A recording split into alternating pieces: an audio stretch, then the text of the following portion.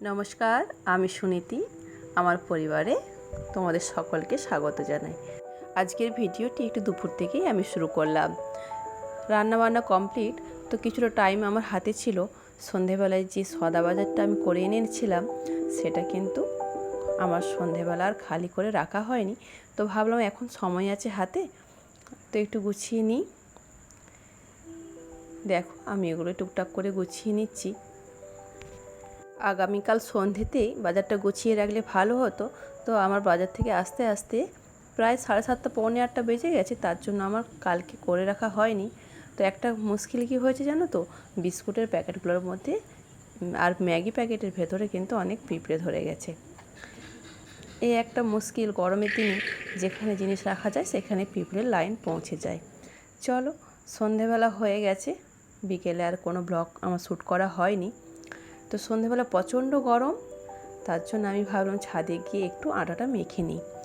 আজকে রুটি আর একটু ঘুগনি করার ইচ্ছে আছে, তার জন্যই আটাটা মেখে আমি চলে এলাম রান্নাঘরে। মটরটা একটু সেদ্ধ করে নেব।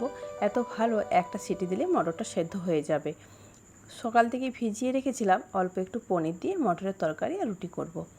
অনেক দিন রুটি করি না, ছেলে বলছে মা রোজ ভাত খাচ্ছি, আজকে তুমি রুটি করে দাও। তো আমি ভাবলাম ঠিক আছে চলো, আজকে নয় রাত্রে রুটিই করে দেবো। কিন্তু গরমটাও সেই রকম ছিল।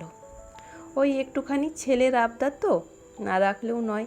মাঝে মাঝে আমারও রুটি খেতে বেশ খারাপ লাগে না, ভালোই লাগে। তবে কি না, আমার বরমশাই একদম রুটি খেতে ভালোবাসে না, তার ওপর এই রকমের গরমে।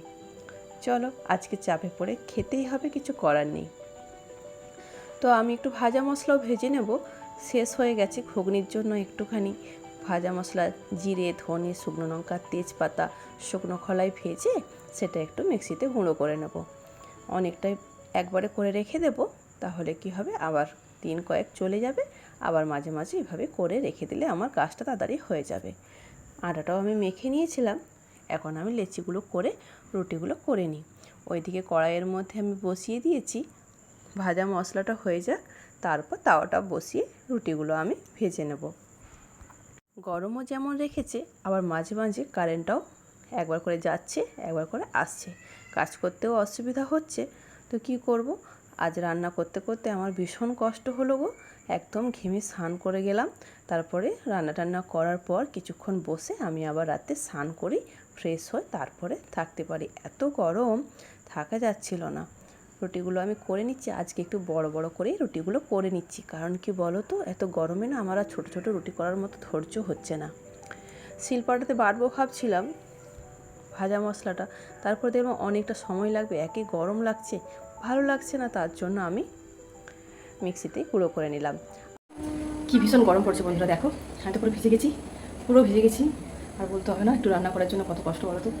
আমার রান্না করা হয়ে গেছে, তো চলো ব্যাক ক্যামেরায় দেখিয়ে দিই রান্নাঘরে কত বাসন ছিল। দেখো নিশ্চয় এখন এখন বোঝাতে বাকি রয়েছে। যাই হোক, ঘুগনিটা আমার হয়ে গেছে। আর ভিডিওটা আমি বেশি বড় করব না। যদি তোমাদের আমার ভিডিওটি ভালো লাগে তো আমাকে সাবস্ক্রাইব করে আমার পাশে থেকো। যদি ভালো লাগে একটি কমেন্ট আর একটুখানি লাইক করে যেও। ভালো থেকো সবাই বন্ধুরা। আশা করছি ভিডিওটি তোমাদের ভালো লাগলো। ভালো থেকো, সুস্থ থেকো।